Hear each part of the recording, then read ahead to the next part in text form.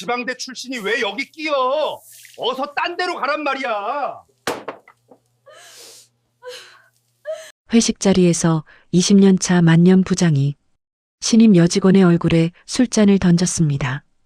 블라우스가 술로 흠뻑 젖었지만 아무도 말리지 않았죠. 하지만 그 부장은 몰랐습니다. 자신이 조롱한 그 여직원의 가방 속 휴대폰에 지금 이 순간 걸려오고 있는 전화 한 통이 자기 인생을 송두리째 뒤흔들 거라는 사실을요. 지금부터 이 사연 시작합니다. 사연 시작 전에 구독 버튼을 눌러주시고 어디서 듣고 계신지 댓글에 남겨주시면 행운 가득한 기운을 전달해 드립니다. 금요일 저녁 7시 서울 강남 한복판의 고깃집 2층 단체석에서 영업이팀 회식이 한창이었습니다.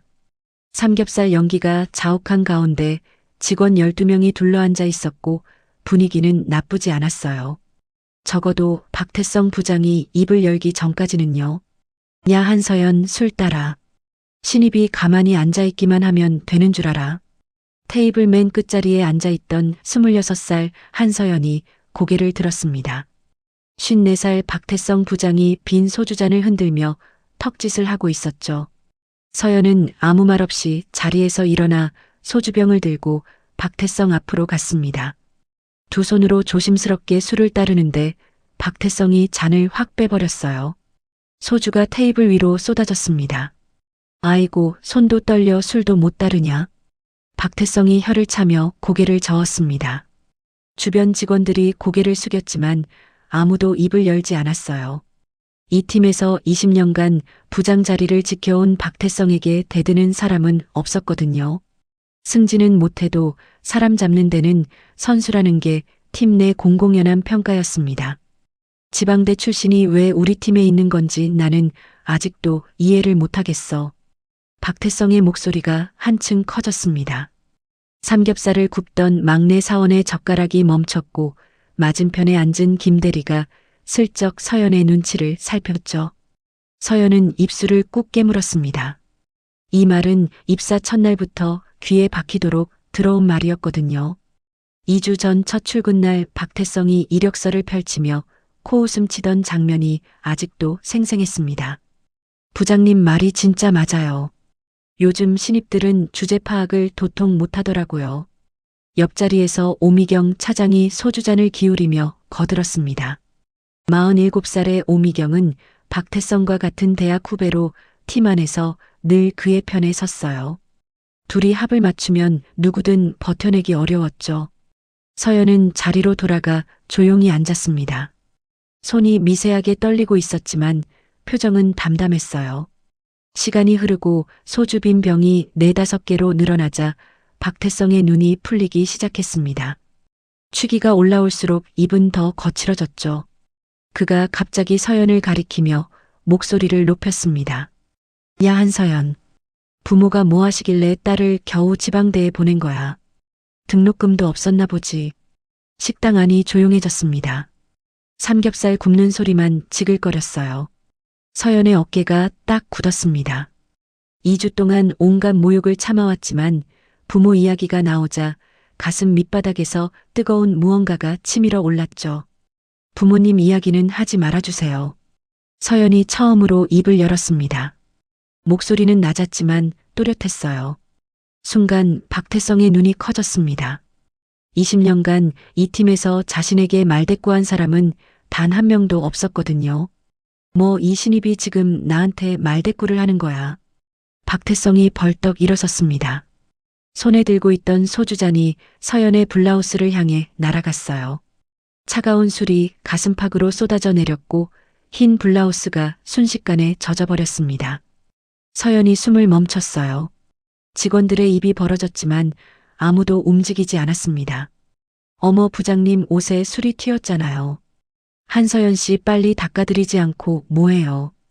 오미경이 웃음기를 머금은 채 말했습니다. 서연의 젖은 블라우스는 안중에도 없다는 듯이요. 내일부터 출근 안 해도 돼. 내가 인사팀에 말해놓을 테니까 짐이나 싸. 박태성이 턱을 치켜들며 내뱉었습니다. 서연이 젖은 옷깃을 부여잡고 천천히 자리에서 일어났어요. 눈가가 붉어져 있었지만 끝내 눈물은 흘리지 않았습니다. 가방을 들고 식당 문을 향해 걸어가는 서연의 등 뒤로 오미경의 킥킥거리는 웃음소리가 따라붙었죠. 화장실로 들어간 서연이 거울 앞에 섰습니다. 술에 젖은 블라우스를 내려다보다가 이를 악물었어요. 그때 가방 속 휴대폰이 울렸습니다. 화면에 뜬 이름을 본 서연의 눈이 흔들렸죠. 잠시 망설이다 전화를 받지 않고 끊어버렸습니다. 그리고 혼잣말처럼 중얼거렸어요. 괜찮아. 참으면 돼. 스스로 해내겠다고 약속했으니까. 하지만 서연이 끊어버린 그 전화의 주인은 이미 무언가를 감지한 뒤였습니다. 그리고 정확히 30분 뒤 이 식당 앞에 검은 세단 세대가 멈추게 됩니다. 2주 전으로 거슬러 올라갑니다. 한서연이 처음 영업이팀 사무실 문을 열었던 날이었어요. 깔끔한 정장 차림에 긴장한 표정을 감추지 못하던 서연은 팀원들에게 꾸벅 인사를 했습니다. 하지만 돌아온 반응은 차가웠죠. 지방 국립대 경영학과라. 우리 팀에 이런 스펙이 배치된 건 처음이네. 박태성이 서연의 이력서를 펼쳐들고 코웃음을 쳤습니다. 그 한마디에 사무실 공기가 싸늘해졌어요. 옆자리 김대리가 슬쩍 고개를 돌렸고 오미경 차장은 노골적으로 한숨을 내쉬었습니다. 부장님, 요즘 인사팀이 기준이 많이 낮아졌나 봐요. 우리 팀이 무슨 구제센터도 아니고. 오미경의 말에 박태성이 피식 웃었습니다. 서연은 배정받은 자리에 앉아 컴퓨터를 켰어요. 손끝이 차가웠지만 표정은 흔들리지 않았습니다. 사실 서연이 이 회사에 있는 이유를 아는 사람은 세상에 단 2명뿐이었습니다. 서연 자신과 그녀의 아버지였죠. 서연의 아버지는 바로 이 회사의 모기업인 봉그룹의 한정우 회장이었거든요. 고졸 출신으로 맨손에서 시작해 매출 2조 원대 그룹을 일군 입지전적 인물. 하지만 서연은 아버지의 후광이 싫었습니다. 어릴 때부터 주변 사람들이 자신을 회장의 딸로만 대하는 게 답답했어요. 대학도 일부러 서울이 아닌 지방 국립대를 선택했습니다. 입사 시험도 스스로 준비해서 당당히 합격했죠. 면접관 누구도 그녀가 한정우 회장의 외동딸이라는 사실을 몰랐어요. 서연이 아버지에게 한 가지 약속을 받아냈기 때문입니다. 절대 자신의 신분을 회사에 알리지 말아달라는 약속이었죠. 한정우 회장은 반대했지만 딸의 고집을 꺾지 못했습니다. 첫날부터 서연에게 주어진 업무는 팀의 핵심 프로젝트가 아니었습니다. 복사 서류 정리와 커피 심부름이 전부였어요. 박태성의 지시는 노골적이었죠. 야, 한서연, 커피. 아메리카노 얼음 적게. 그것도 못하면 진짜 쓸모가 없는 거야. 하루에 5번 반복되는 호출에도 서연은 군말 없이 움직였습니다. 점심시간에는 팀원들과 따로 밥을 먹어야 했어요. 오미경이 대놓고 선을 그었거든요. 우리끼리 가자. 한서연 씨는 아직 분위기 파악이 안 됐으니까 혼자 먹어요. 서연은 매일 편의점 삼각김밥으로 점심을 때웠습니다. 김대리가 한 번은 조심스럽게 물었어요. 한서연 씨 괜찮아요. 너무 심하면 인사팀에 이야기해도 되는데. 서연이 고개를 저으며 미소 지었습니다. 괜찮다는 그 웃음이 오히려 김대리의 마음을 무겁게 만들었죠. 서연은 알고 있었습니다. 자신이 인사팀에 이야기하는 순간 아버지의 귀에 들어갈 거라는 거요. 그러면 모든 게 끝이었어요. 그날 오후 박태성이 서연의 자리에 서류 뭉치를 던지며 말했습니다. 이거 오늘까지 다 정리해. 야근해서라도 끝내놔. 지방대 출신은 몸이라도 부지런해야지. 퇴근 후 서연은 회사 근처 허름한 원룸으로 돌아왔습니다. 강남 한복판 오피스텔이 아니라 보증금 500만 원짜리 반지하였어요. 재벌가 외동딸이 반지하에 사는 이유는 단순했습니다. 자기 힘으로 번 돈만 쓰겠다는 고집이었죠. 좁은 방 침대에 앉아 휴대폰을 꺼냈습니다. 아버지에게 전화를 걸었어요. 신호음 한 번만에 전화가 연결됐습니다. 62세의 한정우 회장은 딸의 전화를 단 한 번도 놓친 적이 없었거든요. 아버지, 저 첫 출근 잘했어요. 다들 친절하게 대해줘서 걱정 마세요. 거짓말이었습니다.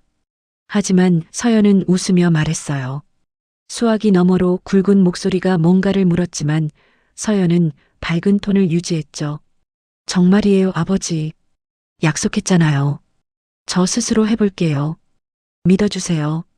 전화를 끄는 서연의 눈가가 살짝 붉어져 있었습니다. 하지만 이내 고개를 들고 내일 출근 준비를 시작했어요. 내일도 커피 심부름부터 시작이겠지만 서연은 개의치 않았습니다. 이때만 해도 서연은 몰랐습니다. 아버지 한정우 회장이 전화를 끊자마자 수행비서 최준혁을 불러 은밀한 지시를 내렸다는 사실을요. 딸의 회사 생활을 절대 방해하지 말대 상황은 매일 보고하라는 명령이었죠. 최준혁은 그날부터 서연이 모르는 곳에서 조용히 그림자처럼 움직이기 시작했습니다. 입사 2주차에 접어들자 서연은 처음으로 팀 프로젝트에 투입됐습니다. 신규 거래처 분석 보고서를 작성하라는 지시였어요. 서연의 눈이 반짝였죠. 드디어 실력을 보여줄 기회가 온 거였습니다. 3일 밤을 새워 완성한 보고서였어요. 지방대에서 배운 경영 분석 기법에 자신만의 시장 데이터를 더해 40페이지짜리 보고서를 만들었습니다. 김대리가 슬쩍 보더니 눈이 커졌죠. 신입 수준이 아니었거든요. 월요일 아침 팀 회의. 박태성이 서연의 보고서를 받아들었습니다. 첫 페이지를 넘기더니 표정이 묘하게 변했어요. 입꼬리가 실룩거렸죠. 보고서의 수준이 자신의 예상을 뛰어넘었다는 걸 직감적으로 알았기 때문입니다. 거래처 분석 데이터의 정확도며 시장 전망 수치까지 흠잡을 곳이 없었어요. 하지만 박태성이 택한 반응은 칭찬이 아니었습니다. 오히려 그 반대였죠. 이게 뭐야? 이런 걸 보고서라고 가져온 거야. 인터넷에서 복사해 온 거 아니지. 서연의 얼굴에서 기대감이 사라졌습니다. 3일 밤을 세운 결과물을 인터넷 복사라고 몰아세우는 거였죠. 박태성이 보고서를 양손으로 잡더니 팀원 10명이 보는 앞에서 반으로 찢어버렸어요. 찢어진 종이가 회의 테이블 위로 흩어졌습니다. 김대리의 손이 움찔했지만 아무 말도 하지 못했죠. 지방대 수준이 딱 이거야. 분석이고 뭐고 기본이 안 돼 있어. 오미경이 찢어진 보고서를 내려다보며 고개를 저었습니다. 서연 씨, 이건 좀 아니에요. 차라리 안 쓰는 게 나았겠다. 부장님 시간만 뺏은 거잖아요. 박태성이 의자에 깊숙이 기대며 팔짱을 꼈어요. 다음부터는 보고서 쓸 생각하지 마. 복사나 제대로 해. 그게 내 수준에 맞는 일이야. 팀원들 사이로 불편한 침묵이 흘렀습니다. 사실 박태성은 이미 그 보고서의 핵심 내용을 사진으로 찍어두었습니다.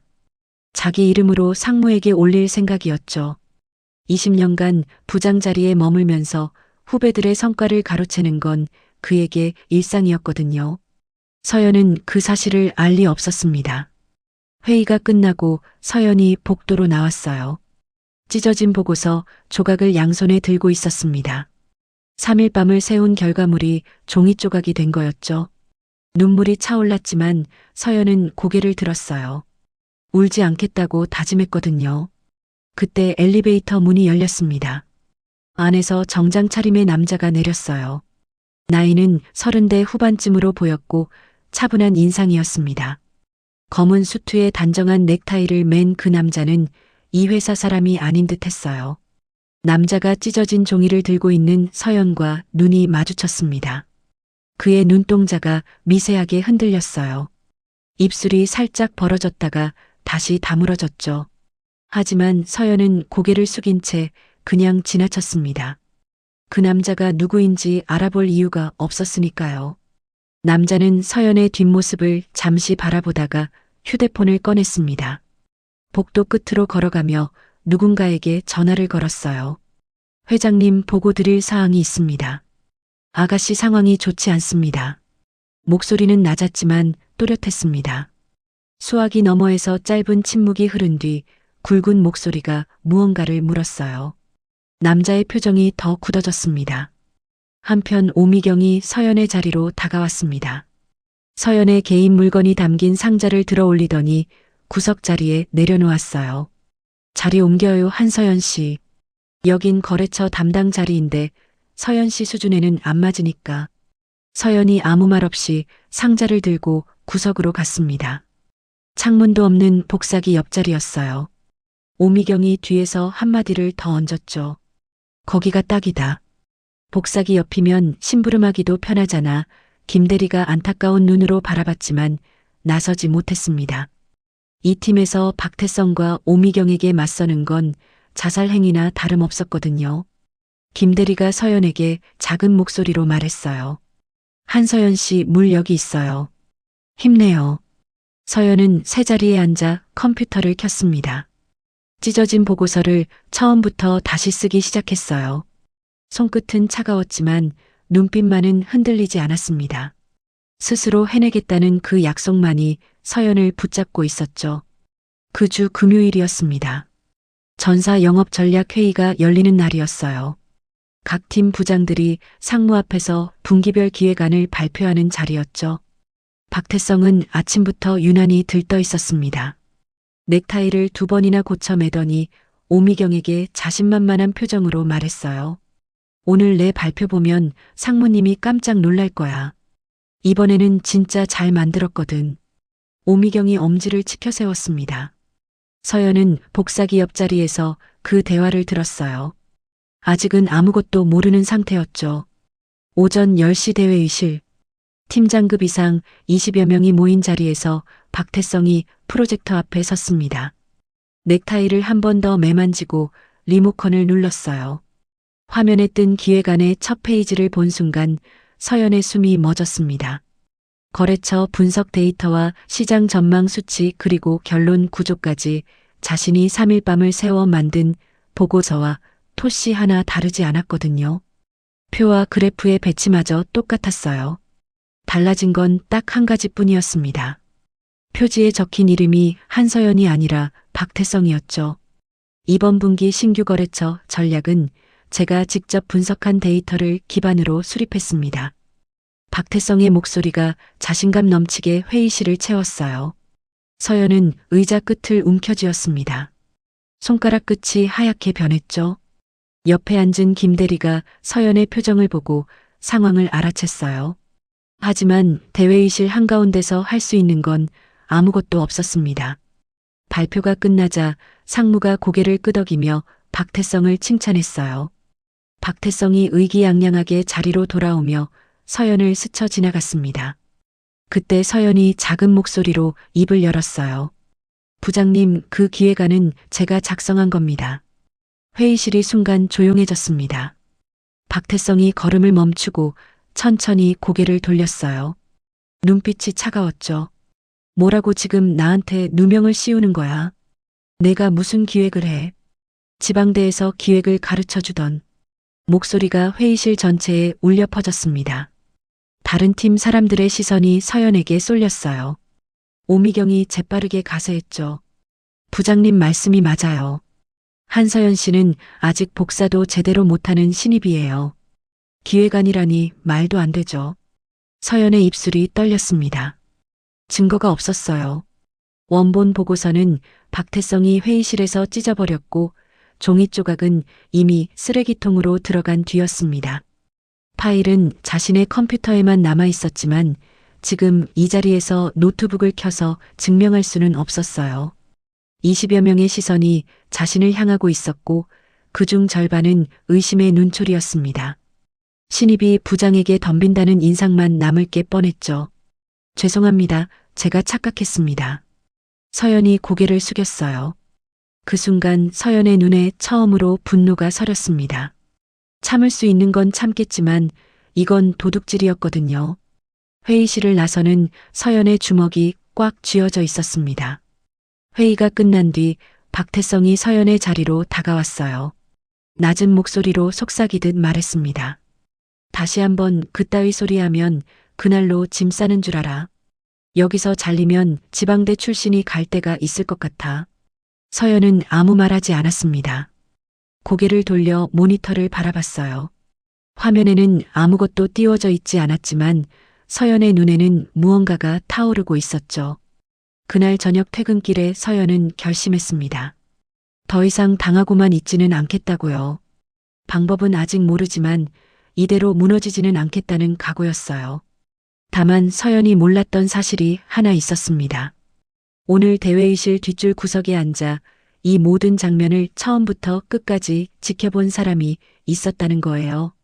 방문자 출입증을 목에 건 그 사람은 발표가 끝나자마자 조용히 회의실을 빠져나갔습니다.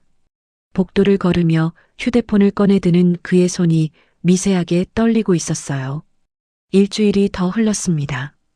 박태성의 기획안은 상무에게 호평을 받았고 덕분에 영업이팀 전체 회식이 잡혔어요. 금요일 저녁 강남의 고깃집 2층 단체석이었습니다. 박태성은 아예 양복을 새로 맞춰 입고 왔어요. 기분이 하늘을 찌를 듯 했거든요. 남의 기획안으로 받은 칭찬이라는 건 까맣게 잊은 모양이었습니다. 서연은 테이블 맨 끝자리에 앉았어요. 회식 자리에서도 서연의 위치는 늘 구석이었죠. 오미경이 자리를 배정하면서 대놓고 말했거든요. 서연 씨는 끝에 앉아요. 고기 굽는 건 신입이 하는 거니까. 서연이 고개를 끄덕이고 집게를 들었습니다. 삼겹살을 뒤집는 서연의 손등에 기름이 튀었지만 아무도 신경 쓰지 않았어요. 소주가 돌기 시작하자 박태성의 목소리가 점점 커졌습니다. 야, 한서연, 이리 와서 술 따라. 오늘 내가 기분이 좋으니까 한 잔 받아. 서연이 소주병을 들고 다가갔어요. 박태성의 잔에 술을 따르자 박태성이 서연의 잔에도 가득 채웠습니다. 서연이 두 손으로 잔을 받아 한 모금 마셨죠. 술이 목을 타고 내려가는데 박태성이 씩 웃으며 입을 열었어요. 그나저나 한서연 씨 부모님은 뭐 하시는 분이야? 딸을 겨우 지방대에 보낼 정도면 형편이 안 좋으신 거지. 서연의 젓가락이 멈췄습니다. 주변이 조용해졌어요. 김대리가 불안한 눈으로 서연을 바라봤죠. 하지만 박태성은 멈추지 않았습니다. 취기가 올라올수록 입이 더 거칠어졌거든요. 내 아들은 올해 서울대 갔어. 아들 학비만 1년에 2천만 원이야. 그 정도는 투자해야 자식이 제대로 크는 건데 서연 씨 부모님은 그런 여력이 없었나 봐. 오미경이 소주잔을 기울이며 킥킥 웃었습니다. 부장님, 그래도 서연 씨가 불쌍하잖아요. 부모 잘못 만난 게 죄는 아니니까요. 불쌍하다는 말이 서연의 가슴을 찔렀어요. 이를 악물었습니다. 2주 동안 모든 모욕을 참아왔지만 부모를 끌어들이는 건 차원이 달랐죠. 서연은 소주잔을 내려놓으며 입을 열었습니다. 부모님 말씀은 하지 마세요. 부장님께서 제 업무를 지적하시는 건 받아들이겠지만 부모님은 이 자리와 관계없는 분들입니다. 식당 안이 얼어붙었어요. 팀원 12명의 시선이 서연에게 쏠렸습니다. 박태성의 얼굴이 벌겋게 달아올랐죠. 20년간 이 팀에서 자신에게 말대꾸한 사람은 단 한 명도 없었거든요. 하물며 신입이 공개석상에서 반박하다니 자존심이 완전히 구겨진 겁니다. 뭐 이 신입이 지금 나한테 말대꾸를 하는 거야. 박태성이 벌떡 일어났습니다. 손에 들고 있던 소주잔이 서연의 블라우스를 향해 날아갔어요. 차가운 술이 가슴팍으로 쏟아져 내렸고 흰 블라우스가 순식간에 젖어버렸습니다. 서연이 숨을 멈췄어요. 직원들의 입이 벌어졌지만 아무도 움직이지 못했습니다. 오미경마저 잠깐 놀란 표정을 지었다가 이내 입꼬리를 올렸죠. 어머, 한서연 씨, 부장님한테 사과 먼저 해야 하는 거 아니에요. 신입이 선배한테 대든 게 잘한 거라고 생각해요. 서연의 턱이 떨렸습니다. 젖은 블라우스를 부여잡고 천천히 자리에서 일어났어요. 눈가가 붉어져 있었지만 끝내 눈물은 흘리지 않았습니다. 가방을 집어들고 식당 문을 향해 걸어갔죠. 등 뒤로 박태성의 고함이 쫓아왔어요. 내일부터 출근하지 마. 월요일에 인사팀에 내해고 서류 올린다. 문이 닫혔습니다. 서연이 화장실로 들어가 거울 앞에 섰어요. 술에 젖은 블라우스를 내려다봤습니다. 손이 떨렸죠. 그때 가방 속 휴대폰이 진동했어요. 화면을 본 서연의 눈이 흔들렸습니다. 잠시 망설이다 전화를 끊었어요. 그리고 정확히 30분 뒤 이 식당의 분위기는 완전히 뒤집어지게 됩니다. 시간을 30분 전으로 돌립니다. 서울 여의도 봉그룹 본사 32층 회장실이었어요. 바닥부터 천장까지 이어진 통유리 너머로 한강이 내려다 보이는 그곳에서 한정우 회장이 서류를 검토하고 있었습니다. 62세의 나이가 무색할 만큼 단단한 체격이었고 은발 사이로 보이는 날카로운 눈빛은 30년 전 공사 현장에서 삽을 들던 시절과 다르지 않았죠. 문이 노크 소리와 함께 열렸습니다. 수행비서 최준혁이 들어왔어요. 평소와 달리 표정이 굳어져 있었습니다. 한정우 회장이 서류에서 눈을 떼지 않은 채 물었죠. 무슨 일이야? 최준혁이 태블릿을 꺼내 회장 앞에 놓았습니다. 화면에는 오늘 저녁 회식 장소의 위치와 영업이팀 구성원 명단이 떠 있었어요. 최준혁이 차분하지만 단단한 목소리로 보고를 시작했습니다. 아가씨께서 오늘 부서 회식에 참석 중이십니다. 해당 부서의 박태성 부장이 아가씨를 지속적으로 괴롭히고 있는 건 이미 보고 드린 바 있습니다. 한정우 회장의 시선이 서류에서 올라왔어요. 눈빛이 달라졌습니다. 최준혁이 말을 이었죠. 오늘 확인한 바로는 상황이 더 심각합니다. 박태성 부장이 아가씨의 기획안을 자기 이름으로 상무에게 보고했고 대회의실에서 아가씨를 공개적으로 망신 주었습니다. 그리고 방금 식당 내부 상황을 확인했는데 부모님을 조롱하고 있습니다. 한정우 회장의 손이 멈췄습니다. 서류를 내려놓는 동작이 천천히 이루어졌어요. 30년간 사업을 하면서 수많은 위기를 넘겼지만 딸에 관한 이야기만큼은 한정우를 다른 사람으로 만들었거든요. 부모를 조롱한다고. 목소리가 낮아졌습니다. 오히려 고함보다 무서운 톤이었어요. 최준혁은 그 목소리를 10년간 3번밖에 들어본 적이 없었습니다. 3번 모두 누군가의 인생이 끝장난 날이었죠. 한정우 회장의 눈앞에 30년 전 기억이 스쳤어요. 건설 현장 인부 시절 원청 소장에게 고졸이라고 무시당하며 안전모를 벗겨 던져진 날이었습니다. 그때의 수치심을 지금 자기 딸이 똑같이 당하고 있는 거였죠. 서연이가 참고 있나? 내 아가씨께서 한 차례 항의하셨으나 박 부장이 술잔을 던졌습니다. 아가씨의 옷이 젖은 상태입니다. 한정우 회장이 의자에서 일어섰습니다. 양복 재킷을 집어들며 최준혁을 바라봤어요. 말이 필요 없었습니다. 최준혁은 이미 움직이고 있었죠. 차 준비하겠습니다. 3분 뒤 본사 지하 주차장에서 검은 제네시스 세단 세대가 나란히 출발했습니다. 선두 차량에 최준혁이 탔고 두 번째 차량에 한정우 회장이 탔어요. 세 번째 차에는 법무팀 소속 변호사 2명이 동승했습니다. 여의도에서 강남까지 금요일 저녁 도로는 막혀 있었지만 운전기사는 능숙하게 차선을 바꾸며 달렸어요. 한정우 회장은 뒷좌석에서 창밖을 바라보고 있었습니다. 아무 말이 없었죠. 하지만 무릎 위에 놓인 주먹이 하얗게 변해 있었어요. 고졸 출신이라 학벌 때문에 무시당한 건 자신도 수없이 겪어본 일이었거든요. 은행에서 대출을 거절당하고 대기업 회의에서 명함을 바닥에 던져진 적도 있었습니다. 그때마다 이를 악물고 실력으로 증명했어요. 맨손에서 시작해 2조 원대 그룹을 만든 건 학벌이 아니라 실력이었습니다. 그런데 딸이 지금 같은 이유로 모욕당하고 있었어요. 그것도 자기 회사 직원에게요. 강남 고깃집 앞 골목에 검은 세단 세대가 멈춰 섰습니다. 최준혁이 먼저 차에서 내렸어요. 뒤따라 한정우 회장이 내렸습니다. 정장 차림의 변호사 2명도 뒤를 따랐죠.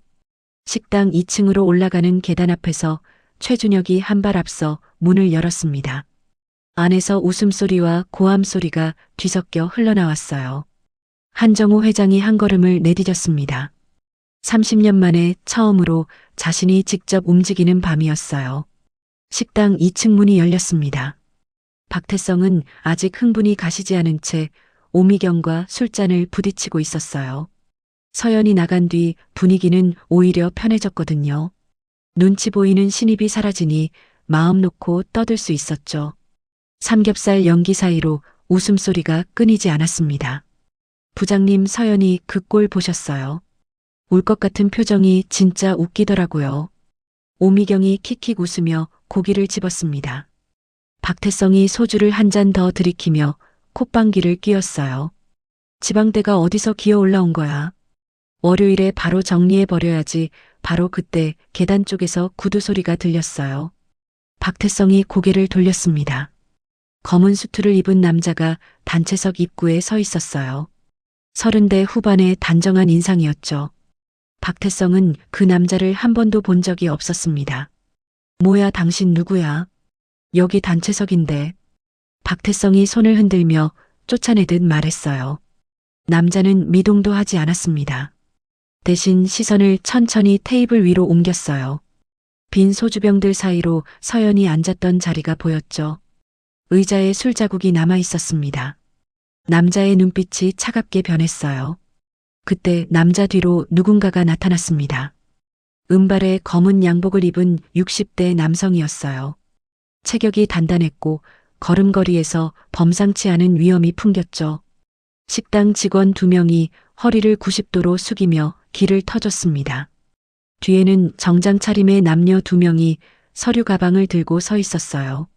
먼저 들어온 남자가 자리에서 일어선 서연을 발견했습니다. 화장실에서 나온 서연이 계단 옆에 서 있었거든요. 젖은 블라우스를 양손으로 잡고 있었죠. 남자가 서연에게 다가가 정중하게 90도로 허리를 숙였습니다. 아가씨 괜찮으십니까? 식당이 얼어붙었어요. 김대리의 젓가락이 떨어졌고 오미경의 입이 벌어졌습니다. 박태성이 눈을 가늘게 뜨며 비웃었어요. 뭐야, 이 여자 남자친구야. 남자친구 불러서 한판 뜨겠다 이거야. 남자가 천천히 몸을 돌렸습니다. 박태성을 정면으로 바라봤어요. 눈빛에 온기는 없었습니다. 차갑고 정확한 목소리가 식당을 울렸어요. 저는 본그룹 회장님 수행비서 최준혁입니다. 박태성의 웃음이 멈췄습니다. 본그룹이라면 이 회사의 모기업이었거든요. 계열사 17개를 거느린 매출 2조 원대 그룹의 회장 수행비서가 금요일 저녁에 이 고깃집까지 찾아온 거였어요. 머리가 빠르게 돌아갔지만 아직 핵심을 깨닫지 못했죠. 설마가 사람 잡는다는 걸 박태성은 몰랐습니다. 본그룹 비서가 왜 여기까지 온 거야? 무슨 일인데? 최준혁이 한 발 앞으로 다가섰습니다. 서연의 젖은 블라우스를 한번 내려다보고 다시 박태성을 응시했어요. 지금 부장님께서 술잔을 던지시고 해고를 통보하신 이분은 한정우 회장님의 외동딸이십니다. 세상이 멈춘 것 같았습니다. 박태성의 얼굴에서 핏기가 빠져나갔어요. 하얗다 못해 잿빛이 됐죠. 오미경의 손에서 소주잔이 미끄러져 테이블 위에서 깨졌습니다. 팀원들이 동시에 숨을 들이마셨어요. 김대리가 두 손으로 입을 막았죠. 2주 동안 복사기 옆에서 커피 심부름을 시키고 보고서를 찍고 술잔을 던졌던 그 신입 여직원이 본그룹 회장의 외동딸이었습니다. 서연이 고개를 숙였어요. 이렇게 드러나는 건 원하지 않았거든요. 하지만 이미 돌이킬 수 없는 상황이었습니다. 바로 그 순간 은발의 남자가 단체석 안으로 들어왔습니다. 한정우 회장이었어요. 서연의 젖은 블라우스를 본 회장의 눈빛이 순간적으로 타올랐습니다. 30년 사업 인생에서 수많은 배신과 위기를 겪었지만 딸의 젖은 옷을 보는 순간만큼 분노가 치민 적은 없었어요. 하지만 목소리는 오히려 더 낮아졌습니다.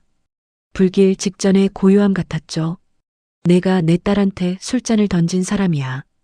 박태성의 다리가 풀렸습니다. 의자에서 미끄러지듯 바닥으로 내려앉았어요. 20년간 부장 자리를 지키며 아래 사람들을 짓밟던 그 위세는 흔적도 없이 사라졌습니다. 이제 이 식당에서 가장 낮은 사람은 박태성이었어요. 한정우 회장이 서연에게 다가갔습니다. 양복 재킷을 벗어 딸의 젖은 어깨 위에 걸쳐 주었어요. 서연의 눈가가 붉어졌지만 울지는 않았습니다. 아버지, 저 괜찮아요. 이렇게까지 안 오셔도 됐는데. 한정우 회장이 딸의 얼굴을 바라봤습니다. 잠시 침묵이 흘렀어요. 그리고 낮지만 단단한 목소리로 말했죠. 내가 참는 건 성장이지만 내가 맞는 건 내가 못 참는다. 서연의 입술이 떨렸습니다. 이 한마디에 2주 동안 참아왔던 모든 감정이 올라왔거든요. 하지만 서연은 고개를 끄덕였어요. 한정우 회장이 천천히 박태성을 향해 몸을 돌렸습니다. 바닥에 주저앉은 박태성의 얼굴은 땀으로 범벅이었어요. 입술이 파르르 떨리고 있었죠. 20년간 부장 자리에서 아랫사람들을 호령하던 위엄은 한 줌의 재처럼 흩어졌습니다. 회 회장님 정말 몰랐습니다. 제가 눈이 멀었습니다. 한 번만 용서해 주십시오. 박태성이 이마를 바닥에 찌으며 사과했어요. 옆에서 오미경도 무릎을 꿇었습니다. 얼굴이 하얗게 질려 있었죠. 한정우 회장은 그 모습을 무표정하게 내려다봤어요. 그리고 담담하게 입을 열었습니다. 20년 동안 부장이면 실력이 없는 거고 그 실력 없는 게 부끄러워서 남의 자식 학벌을 깔본 거지. 내 밑에서 얼마나 많은 사람이 당했을까 생각하니 치가 떨린다. 박태성이 고개를 더 숙였어요. 할 말이 없었습니다. 사실이었거든요. 회장이 뒤에 서 있던 정장 차림의 남녀를 바라봤습니다. 법무팀 변호사들이었어요.